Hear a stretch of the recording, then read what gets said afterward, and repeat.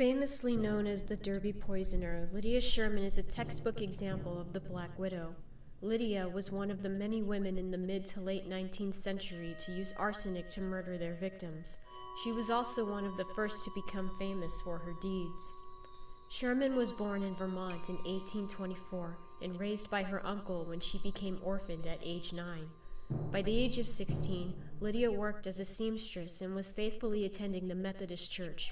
It was here that she met her first husband, Edward Struck, who was 19 years her senior. During the couple's married life, Lydia and Edward had 7 children, adding to Edward's 6 from a previous marriage. The couple moved to New York City, and Lydia's husband became an upstanding police officer, refusing to give in to corruption, but was dismissed in 1863 for refusing to answer a call to a bar fight.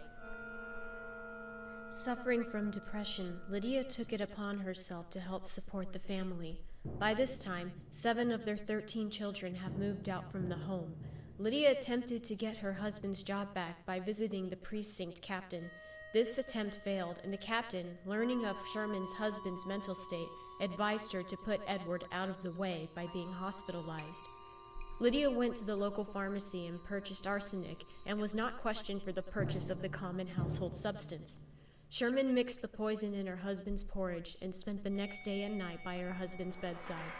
Lydia later rationalized this act by calling it a mercy, and that her husband would never be any good to me or himself again. Lydia's husband died the next morning, and his death was ruled to be by natural causes. The newly widowed Sherman was now in her 40s and still had 5 children to support, the youngest being a 9-month-old baby. In just 5 weeks, Lydia concluded that her children could do nothing more for me or for themselves. She quickly murdered 3 of her youngest children, slowly poisoning them, but not ever arousing suspicion. Lydia was then only responsible for supporting her 3 remaining children, her oldest child sharing her namesake. Because of Sherman's bedside manner of her dying children, she was given the position of a full-time nurse, though she did not murder anyone in her care. While employed as a nurse, one of Lydia's remaining children became sick with an illness commonly associated with his job at the time. Lydia attempted to nurse her son back to health, but became discouraged after 1 week. Fearing he too would become a burden, she mixed arsenic in his tea one night, and he died the next morning. Later that winter, Lydia's youngest daughter, Anne, became sick with a cold.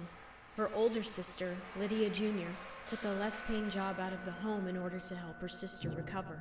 Sherman later said that if she got rid of Anne, her and Lydia